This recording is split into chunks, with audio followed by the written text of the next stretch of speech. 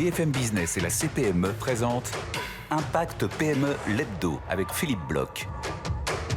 Bonjour à toutes et à tous, bienvenue dans ce deuxième numéro de la saison 3 d'Impact PME. Vous le savez, un événement BFM Business et CPME pour partir pendant plusieurs semaines, pendant 8 semaines en cette saison automnale, à la rencontre de ces dirigeants de TPME qui ont vécu une crise incroyable, qui l'ont surmontée, mais on s'intéresse ensemble dans cette émission aujourd'hui à la façon dont ils envisagent l'avenir et la relance qui est très active en ce moment, mais qui ne pose pas que des choses faciles et des problèmes faciles à régler. Et puis bien sûr, le 15 décembre prochain, vous le savez, on se retrouvera au Carreau du Temple à Paris pour une grande journée d'inspiration, d'échange et de conseils. On va parler numérique aujourd'hui parce que s'il y a une chose qu'à l'évidence a accéléré cette crise du Covid, c'est la digitalisation de nos vies personnelles et professionnelles à une vitesse qu'on n'attendait pas. Beaucoup parlent d'un raccourcissement de 10 à 5, voire 2 ans de ce que nous croyons possible uniquement en 2030. Et j'ai 3 invités pour en parler. Tout d'abord, Justine Bas. Justine, bonjour. Bonjour. Justine qui est entrepreneur, une boule d'énergie, je vous ai rencontré il y a quelques semaines, fondatrice et présidente de Roomba. Et vous verrez que Roomba, elle aide en fait finalement à la relance de l'événementiel grâce au numérique. Alain Assouline, vous êtes président de la commission numérique de la CPME, mais également bien sûr de Webforce 3 et de Sinov Numérique. Vous êtes bien sûr entrepreneur et vous représentez sur ce plateau aujourd'hui la CPME. Et puis Aurélien Palix. Aurélien, vous êtes sous-directeur des réseaux et usages numériques au sein de la DGE. Vous allez bien sûr nous parler de France Num, parce que l'événement, c'est que France Num fête ses 3 ans. Alors j'aimerais qu'on démarre ensemble, parce que d'abord rappelle ce qu'est France Num à nos amis qui nous entendent, qui nous écoutent aujourd'hui, mais qui ne savent pas encore ce qu'est France Num, ce qui n'est pas bien, parce que c'est quand même le bras armé de l'État pour qu'ils se numérisent, nos amis entrepreneurs. France Num, très rapidement, c'est un réseau à 2 étages, un réseau de partenaires. Donc on a l'État qui pilote un peu l'initiative, mais en lien avec tous les partenaires, que ce soit les régions, que ce soit les organisations professionnelles, tous les partenaires qui peuvent nous aider à aider les entreprises à se numériser. Et ensuite, c'est un réseau aussi d'activateurs. Donc, c'est 3500 personnes sur tout le territoire qui sont un peu le premier contact des entreprises, des TPE qui voudront se numériser. Elles peuvent se tourner vers ces activateurs. Gratuitement, qui bien feront sûr. un premier rendez-vous gratuit pour les aider et les accompagner à définir leur projet et ensuite engager cette numérisation. Alors, ça fait 3 ans. Il y a eu il y a quelques jours la présentation, vous avez fêté votre anniversaire en quelque sorte, il y a quelques semaines, il y a très peu de temps, une quinzaine de jours, avec notamment la présentation d'un observatoire, en fait, une étude qui montre un peu l'évolution. En 3 ans, il s'est passé quoi? Et quels sont les nouveaux enjeux, les nouveaux défis auxquels France Num essaie de répondre? Oui, c'est vrai qu'à l'occasion de ces 3 ans, on a publié le baromètre France Num, qui est une étude assez large qui analyse à la fois l'équipement, mais aussi le ressenti des entrepreneurs face au numérique. Et donc, on voit qu'il y a vraiment une évolution assez importante à la fois en équipement, c'est-à-dire qu'on a maintenant, on a 66% d'entreprises qui ont un site. Alors que sur une étude précédente qu'on avait fait avant la crise, on était plutôt autour des 40%. Donc il y a un bond significatif. Considérable. Et très accéléré par le Covid ou pas? On le ressent dans l'étude. Oui, on pense que à partir de février. C'est ça. Il y a une double action à la fois de la crise, à la fois aussi des dispositifs qu'on a mis en place dans le cadre du plan de relance via France Num et avec tous les partenaires. Bien sûr. Et il y a aussi une chose qui est très positive pour nous aussi, c'est une amélioration du ressenti par rapport au numérique. Et donc maintenant, on a 78% des entrepreneurs qui considèrent que le numérique peut vraiment leur apporter un bénéfice dans leur activité. Et ça, c'est important. C'est aussi en nette augmentation, parce qu'avant la crise, on était plutôt autour de 65%. Donc on a une nette augmentation, et ça, c'est vraiment aussi important. Et donc ça nous permet d'accompagner, enfin de savoir qu'il y a vraiment un besoin, il y a vraiment ils se sont vraiment rendus compte de l'intérêt du numérique, et maintenant il faut les accompagner à franchir le pas. Il faut passer à la vitesse supérieure et il faut massifier, c'est ça l'idée en fait? Alors il y a eu une massification assez importante pendant la crise, puisqu'il y a beaucoup d'entreprises qui ont dû se numériser pour garder leur activité. Logiquement, il y a déjà eu une massification. Nous, notre préoccupation aussi, c'est que cette numérisation qui s'est faite un peu dans l'urgence, elle se fasse aussi de manière plus réfléchie maintenant et plus sur le long terme, pour qu'en fait on ait aussi, au-delà de la massification, qu'on ait aussi une montée en qualité, et que les projets numériques que mettent en place les entreprises leur apportent un réel bénéfice à long terme, et ne soient pas juste le fruit d'une décision dans l'urgence suite du fait de la crise. Bien sûr. Alain Assouline, peut-être un mot sur votre entreprise. Quelle est votre activité? C'est la formation? Oui, c'est Webforce 3, c'est une école de formation au métier du numérique qui qui est implanté dans une 50aine de territoires. Depuis combien de temps? C'est une boîte que vous avez créée? 2014, donc c'est assez récent. Donc vous êtes le fondateur? Tout à fait, et qui D'accord. s'est développé de manière Vous aviez exponentielle. senti un bon créneau parce que Oui, c'est on ça. sait que ces besoins, ils sont là aujourd'hui. Ils sont là, Ils et sont ils là. sont de plus en plus importants. Vous voyez, dans cette, ce qui est très intéressant aussi dans cette entrée dans le numérique des petites entreprises, c'est que ça se traduit aussi sur les intentions d'embauche. Il y a eu une étude de la région Hauts-de-France avec la CCI sur les intentions d'embauche des entreprises qui ne sont pas des entreprises numériques dans les métiers du numérique. Mhm. Et ça représente 8000 intentions d'embauche, ce qui est considérable. Parce que, vous voyez, on connaissait au niveau national les intentions d'embauche des entreprises numériques. Oui. La branche nous donnait ces chiffres. Hein. On parlait de 80 000 emplois à créer, 80 000 emplois à fournir. Mais avec ça, on a le sentiment que ça double le nombre d'embauches possibles dans ce domaine. Quelles sont les compétences qui manquent aux TPE, PME qui sont évidemment notre cible dans cette émission en termes numériques? Pour se numériser comme l'aimerait France Num, Oui. quelles sont les compétences manquantes Alors, aujourd'hui? aujourd'hui, on voit que l'étude le montre, et ce que vous dites le confirme aussi, c'est que cette transformation numérique, elle s'est fait beaucoup autour du web, du marketing digital, de la vente en ligne. Voilà, c'est ça. Il y avait plus Et les magasins, voilà. notamment cette accélération, des magasins fermés. Du coup, ils se sont mis à click and collect, à l'e-commerce, à la livraison, etc. Donc, il y a Cette beaucoup phase est acquise. Donc, oui, et en même temps, il y a beaucoup d'intentions d'embauche sur ce créneau-là. Donc ça, c'est donc tout ce qui tourne autour du web. Là, il y a des emplois. Fabriquer un site web marchand, le mettre. Oui, faire du marketing digital. Les réseaux sociaux. Les réseaux sociaux, etc. Bon, la question qui va se poser, il y a deux questions qui vont se poser. C'est que lorsqu'on va faire quelque chose on va consolider sa transformation numérique en essayant d'utiliser ces données, de les analyser, etc. On va devoir aussi aller vers des sujets de data analyst, mais aussi l'autre question, c'est quand on va vouloir transformer son propre métier en profondeur, pas juste vendre, mais transformer son métier. Là, il y a des nouveaux métiers, des nouveaux enjeux qui vont se poser. Aurélien Félix, est-ce que une chose qui me frappe, c'est qu'on n'a jamais autant parlé de data, mais on a eu le sentiment pendant longtemps que c'était réservé au CAC 40, enfin aux gens qui ont des CTO dans tous les sens, des Chief Technical Officers, etc. La nouveauté, c'est qu'on s'aperçoit que tout le monde a de la data et que là aussi, il y a une numérisation qui va aider énormément les entreprises dans leur gestion de stock. Est-ce que ça, c'est la nouvelle frontière aussi sur laquelle va travailler France Num ou travaille déjà France Num? Oui, clairement, c'est que... Donc, après, il y a des besoins aussi qui sont différents selon les secteurs, bien évidemment. Donc, la vente en ligne, ça a été un gros sujet, mais ce n'est pas forcément le cœur des préoccupations pour les entreprises du bâtiment, par exemple, qui, elles, ont plutôt intérêt à se focaliser sur d'autres outils. Et effectivement, l'utilisation de la data va être cruciale, et tout le monde en a. Et tout le monde en a sans le savoir. Sans le savoir, Très souvent, et justement, il y a vraiment un intérêt à ce que les entreprises s'en saisissent et puissent pouvoir l'utiliser au mieux pour piloter au mieux leur activité. Et là-dessus, vous mettez en action, vous mettez des actions d'ores et déjà en œuvre? Alors, on a lancé un grand programme de formation, on appelle les formations actions, où en fait, on a sélectionné des opérateurs qui vont accompagner des entreprises dans la réalisation d'une action. Donc, c'est à la fois une action, la réalisation d'une action, et en même temps une formation, parce qu'on les forme au numérique. Et donc, effectivement, il y a des thématiques qui sont autour de la gestion de la donnée, de la cybersécurité.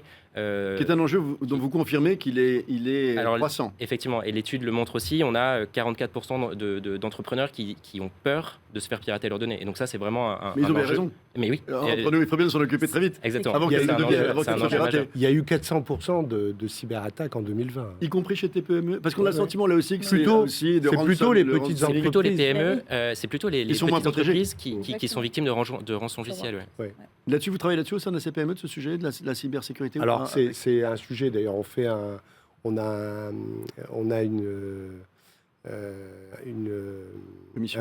un webinaire la semaine prochaine là-dessus. C'est un sujet crucial. C'est-à-dire que ce qu'on ne voudrait pas, c'est qu'en effet, le fait que des entreprises ont fait leur transformation numérique, quelquefois, dans le cadre de la crise, en allant très vite, etc., qu'il n'ait pas été suffisamment accompagné et que, en effet, devant des problématiques de cybersécurité, ils reviennent en arrière.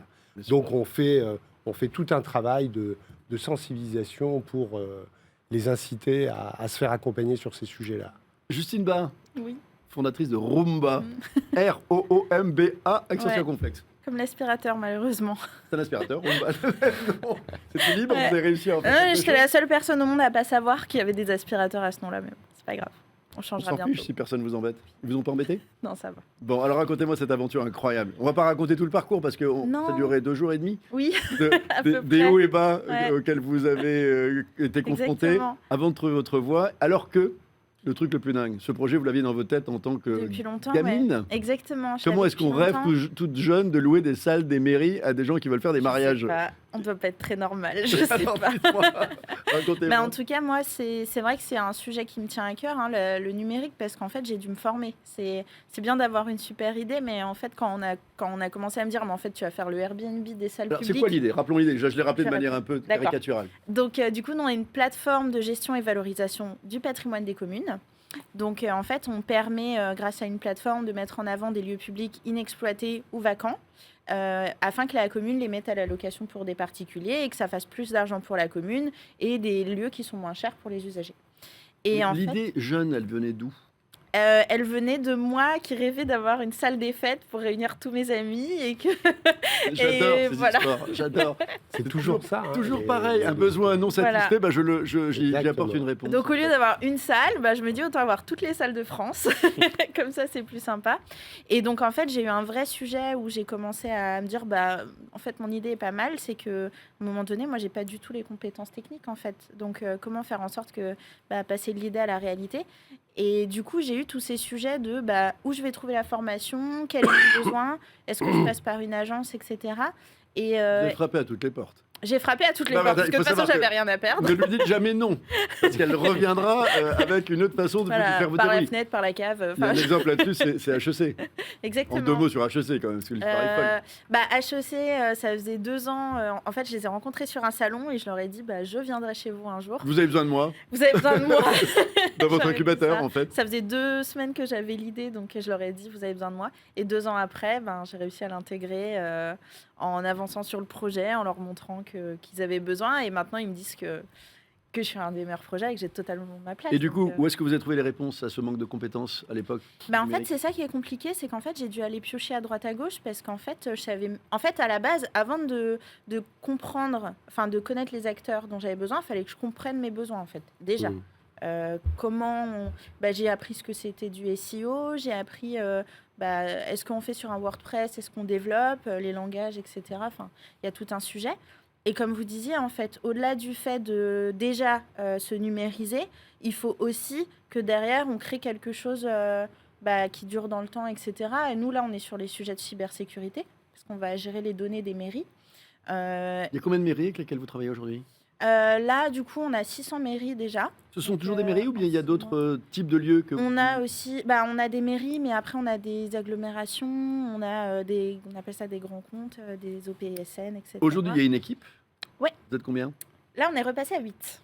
Venant de quoi? Ça a baissé à cause de l'événementiel un petit peu baissé ou? Oui, en fait, c'est juste que les besoins changent un petit peu et du coup, on a adapté notre stratégie de distribution où en fait, du coup, on a moins de commerciaux, mais on a beaucoup de commerciaux en fait indépendants qui quadrillent un peu toute la France. Donc, on a adapté. Donc, Et tout ça en très peu de temps, parce que ça a démarré quand véritablement? C'était opérationnel à partir de quand? depuis janvier et en fait. Janvier quoi? 2021, 2021. où en fait j'ai rencontré mon associé, donc on a décidé de développer en interne en fait, parce qu'à un moment donné WordPress ça ne suffit plus pour une plateforme aussi grosse. Donc j'ai rencontré mon CTO et puis là en fait j'ai compris mes besoins numériques et donc on a recruté etc. Depuis janvier. Alors, Aurélien Palic, je reviens à vous parce que est-ce que c'est un cas classique ça? C'est-à-dire qu'un entrepreneur qui n'a pas les codes, a priori, qui se dit moi j'ai un projet qui ne marchera parce qu'il n'y a que par une plateforme numérique qu'il peut réussir parce que ça fait partie du concept. Est-ce que France Num s'adresse également à ce public-là ou est-ce que France Num c'est essentiellement d'aider à se numériser des gens qui ne le sont pas encore mais qui sont déjà opérationnels, qui ont déjà une entreprise? Alors le cœur de cible de France Num, c'est effectivement la TPE qui n'a pas forcément une activité numérique à la base et qui veut se numériser. Ensuite, après, par contre, le réseau des activateurs, logiquement, si vous aviez cherché des contacts, normalement, avec notre réseau, vous auriez, si vous en avez, Oui. si vous le connaissiez, vous auriez peut-être pu vous tourner aussi vers des personnes qui auraient pu vous aider. Mais donc on n'est pas exclusif, mais après C'est vrai que notre cœur de cible, c'est quand même plutôt la TPE qui a besoin de se numériser. En fait, on a de la chance dans l'écosystème startup, c'est qu'en fait, on a quand même tout à portée de main. Et donc, à partir du moment où je me suis dit, je crée une startup, en fait, il y a des incubateurs. Et en fait, dans les incubateurs, on trouve les ressources. Et au final, c'est les TPE ou les PME qui ne sont pas forcément des startups, donc qui n'ont pas forcément une activité numérique, qui vont pas savoir où chercher, en fait. C'est ça. Nous, on est quand même assez bien entourés. Oui, voilà, c'est ça. Enfin, le programme France Num, c'est plutôt d'aller chercher ceux qui n'ont pas envisagé le numérique, Oui. Ou qui en ont peur aussi. et qui en ont peur, qui sont très en retard par rapport, qui s'en méfient, etc. Donc, alors que c'était au départ le numérique. Dîner. C'est ça. Ah oui. C'est Un ça. peu, c'est Webforce 3 aussi. On a fait une école pour former au métier numérique, mais avec une plateforme où on utilise le numérique pour augmenter l'action du formateur, mais aussi on utilise les données pour suivre l'apprentissage de chaque personne de manière très, très individualisée et pouvoir lui permettre de réussir, de ne pas décrocher. Donc c'est ça que, quelque part, la prochaine étape, c'est de se dire comment on va utiliser le numérique pour augmenter son activité propre. C'est très bien Internet, hein, c'était le premier pas qu'il fallait, ça a été France Num a ciblé ça comme premier pas. Et ensuite, l'idée, c'est d'aller plus profondément Bien sûr. pour une Juste vraie transformation numérique. Une remarque, parce que vous êtes dans l'actualité, vous venez de lever 10 millions d'euros Oui, auprès d'un fonds Ah, d'investissement. félicitations. merci. Les yeux de Justine brillent. Bah non, mais c'est Elle va tellement elle aussi compliqué. lever de l'argent Bah, bientôt. je le quelque sens. part, on est Mais une c'est un parcours start-up, qui est en fin dur, de compte. donc, bravo, c'est éreintant de lever des fonds quand même, on le dit pas assez, hein, donc félicitations. Solidarité entrepreneuriale. Ouais. Non, mais puis ça s'est fait surtout à travers une rencontre. Hein. On n'a pas mis en concurrence. Ça s'est Alors, pour fait, faire quoi ces 10 millions Alors, ces 10 millions, c'est pour ouvrir d'autres Centre centres de formation. Il y a quelques territoires encore où on n'est pas, donc ça c'est pour l'international. On ouvre en Belgique, on a déjà ouvert au Maroc, on va déployer plus à Barcelone, mais c'est aussi pour ouvrir d'autres verticales de formation. Il y a la cybersécurité c'est trois. On a les 300. talents, qu'il faut en France là-dessus maintenant, ou est-ce qu'on en manque beaucoup Bien. On en manque. En termes de nombre, par rapport à nos besoins. Il manque 350 000 personnes en Europe Sur le sujet de la sur la cybersécurité. cybersécurité. Et les besoins sont colossaux. Donc cette question-là est cruciale. Et c'est pas que les entreprises. Hein. L'armée en a besoin, enfin, la gendarmerie, etc. Et puis on travaille beaucoup à la question de. Je pense que ce qui s'est passé dans le numérique va aussi se passer dans les métiers de la transition écologique. C'est-à-dire qu'on aura des chefs de projet des Bac+5, mais il n'y a pas de formation à Bac+2. Et nous sommes une école de formation qui est plutôt inclusive, qui va chercher les jeunes des quartiers, les personnes sorties du système, et on les amène vers ces métiers-là parce que c'est des métiers en tension. Ils ont plus de chances d'être recrutés. Et on va essayer de voir comment le numérique peut former des gens qui vont utiliser le numérique au service de la transition écologique. Parce que je pense qu'on ne fera pas d'économie d'énergie si on n'est pas capable de mesurer, de regarder les data, etc. Bien sûr. Alors, il y a une remarque aussi qui commence à remonter, Aurélien, sur les gens qui se sont lancés, notamment pendant la crise sanitaire, et qui, une fois qu'ils ont retrouvé une vie un peu plus normale que celle du confinement successif, ont eu tendance un peu à abandonner, à relâcher un peu les efforts en disant on s'y est mis, ça y est, on commence un peu à vendre en ligne. Maintenant, je suis rattrapé par le quotidien, j'ai pas le temps de m'y mettre. Les réseaux, moi, j'entends beaucoup chez les TPE, PME, surtout les TPE. C'est important, j'en ai conscience, mais là, je te cache pas, j'ai pas eu le temps de m'en occuper. Les réseaux sociaux, ça prend du temps, c'est important, mais ça prend du temps. Là, j'ai bien commencé à mettre du contenu dans mon site internet parce que j'ai conscience que c'est ça qu'il faut pour être mieux référencé, etc. Mais j'ai pas le temps. Alors, est-ce que c'est pas aussi un prochain défi de France Num, notamment, d'être dans la suite? C'est-à-dire, comment est-ce que je vais appeler ça tout à l'heure un peu asseoir la base, quoi. En fait, comment est-ce qu'on la consolide, cette base qui s'est accélérée très fortement, plus fortement qu'on ne le pensait? Ça, c'est certain que le premier pas et la première marche est dur à franchir, mais ensuite, il y a quand même tout un travail encore de mise à jour des contenus, etc. C'est pas one shot, c'est tout le temps. On rentre dans une culture, on change de mode d'emploi. C'est vrai que, mais ça, les entrepreneurs ne trouveront le temps que s'ils y trouvent un réel gain dans leur activité. Et c'est pour ça qu'on essaie vraiment, dans le cadre des programmes de formation qu'on est en train de lancer, de vraiment essayer de les accompagner pour que cette cette mise en ligne se fasse à la fois se fasse sur le long terme et leur apporte de l'activité, parce que sinon, évidemment, ils vont plus trouver le temps, ils vont plus y voir leur intérêt. Et ça, c'est vraiment le cœur de notre, de notre préoccupation. Et on essaie vraiment en tout cas, les formations, et on est en train de sélectionner des opérateurs. Et vraiment, c'est un des critères principaux de sélection pour nous, pour être sûr qu'on va embarquer les entrepreneurs sur le long terme. Et c'est pas juste un one-shot, effectivement. J'entends aussi qu'un des prochains défis, notamment des TPE-PME, c'est la numérisation des métiers, en fait. Qu'on commence à numériser les activités elles-mêmes, etc. Au-delà, bien sûr, d'un simple site Internet. Ça fait partie aussi des préoccupations. C'est ce que je vous disais, oui, c'est ça. C'est ça. Ouais. Exactement. C'est-à-dire, on voit, par exemple, dans le bâtiment, il y a le bâtiment intelligent avec cette drone, oui, et puis la maquette numérique sur le cloud, bien sûr, et que tout le monde va renseigner, etc. Donc là, on sait qu'il y a des possibilités de transformation numérique très très importantes dans quasiment tous les secteurs, dans la logistique, qui ont commencé. Simplement, bien souvent, c'est quelquefois les petites entreprises qui n'ont pas les moyens d'y aller.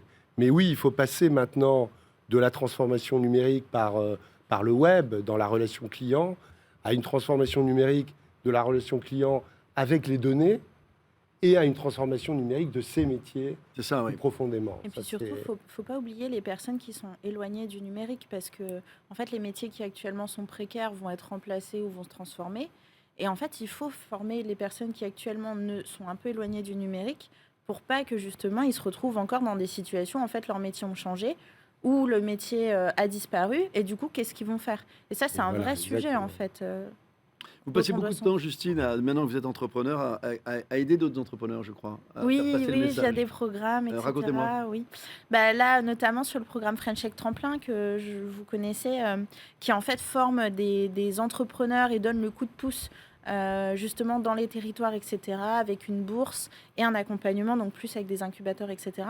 Et en fait, c'est le vrai sujet, et vous en parliez justement en fait, les entrepreneurs ne sont pas que à Paris, ils ne sont pas que à Lyon ou à Marseille, les entrepreneurs sont dans les territoires, il ne faut pas oublier l'outre-mer.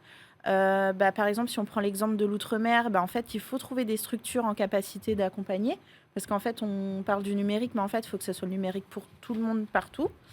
Donc ça, c'est un vrai sujet. Et au-delà de parler des territoires, en fait, il faut aussi parler justement de personnes qui n'ont pas cette culture. Parce que moi, par exemple, je suis à l'incubateur HEC, j'ai eu la chance de faire des études, etc. Je comprends que le numérique est important.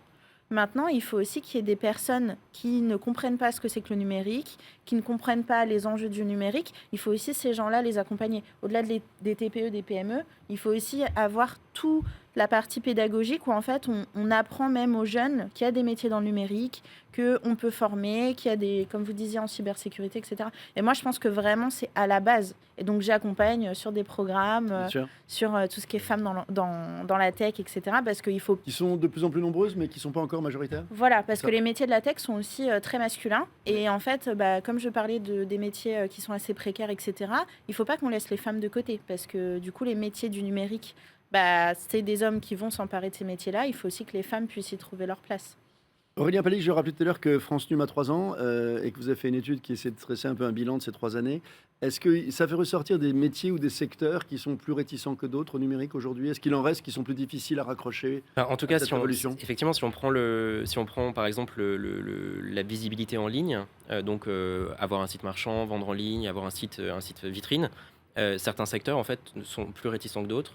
Je le disais, le bâtiment, la logistique, mais c'est aussi parce que ça répond moins à leurs besoins de métier. Et donc ces secteurs-là, ils sont plus équipés dans des outils de gestion de stock, dans des outils de facturation, des logiciels de facturation. Et donc, mais globalement, on a quand même vu le bond en termes de numérisation, en termes d'équipement. Il est sur tous les secteurs. En termes d'équipement. Voilà. À la fois en termes d'équipement et à la fois en termes de finalement de ressenti et de. Il n'y a pas un secteur particulièrement à la traîne aujourd'hui. Il y en a plus.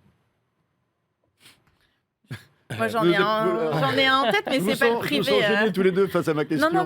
Moi, en fait, j'ai en tête, mais c'est pas le privé, donc on dériverait un petit peu. Mais il y a un gros problème sur le secteur public. Oui. Enfin, voilà, là, c'est... bon, Les impôts, c'est super efficace. Oui, mais moi, Parce que j'adore le système d'impôts. Je t'ai assigné, mais j'adore mais le vraiment système d'impôts. dans tout ce qui est services de proximité, enfin une mairie sur deux qui a un site internet, que 16% des administrations qui ont de la cybersécurité, enfin Oui. c'est des sujets, donc c'est pas du privé, donc c'est pas le thème de l'émission, mais enfin voilà, c'est un des secteurs qui est à la traîne. Et Voilà. d'ailleurs, donc nous, on organise. Alors, il y a les accompagnements actions de France Num dans lesquels nous sommes. Hein. On a constitué un consortium, la CPME, avec l'AFNIC, avec Sinov Numérique pour développer ça. Mais on a aussi, on organise un tour de France de la transformation numérique des C'est TPE-PME qui s'organise avec les collectivités Ah, mais c'est locales. génial. C'est-à-dire, c'est les communautés Justin Bas, d'agglo. il sera. Voilà. Partout, je vous Voilà. suis. Bah, venez. Alors, la prochaine, c'est la communauté d'agglo Roissy Pays de France. Ok. Donc, c'est autour de Sarcelles, Gonesse, Villiers-le-Bel. Et donc, là, c'est vraiment, on va à la rencontre des entreprises et on fait le travail de leur donner envie de faire les premiers pas. Vous voyez. C'est super. Super. Je suis voilà. désolé, c'est la fin de notre émission, mais je pense que Justine a pris rendez-vous. On va suivre cette initiative. Très bien. Je serai là. Merci à tous les trois. Merci Aurélien Palic. Je rappelle que vous êtes sous-directeur des réseaux et usages numériques au sein de la DGE et que vous représentez ici France Num qui fête ses 3 ans. Justine Bas qui est la fondatrice de Roomba et Alain Assouline, président de la commission numérique de la CPME et fondateur de Webforce 3. C'est la fin de cette émission. On se retrouve quant à nous dans une semaine pour une nouvelle émission Impact PME pour partir à la rencontre de ces entrepreneurs de TPE-PME et qui nous racontent comment ils vivent cette période extrêmement excitante, en fait post-crise Covid, parce qu'on réinvente le monde ensemble. Très bon week-end et le 15 décembre au Carreau du Temple à Paris. Ciao. Impact PME l'hebdo.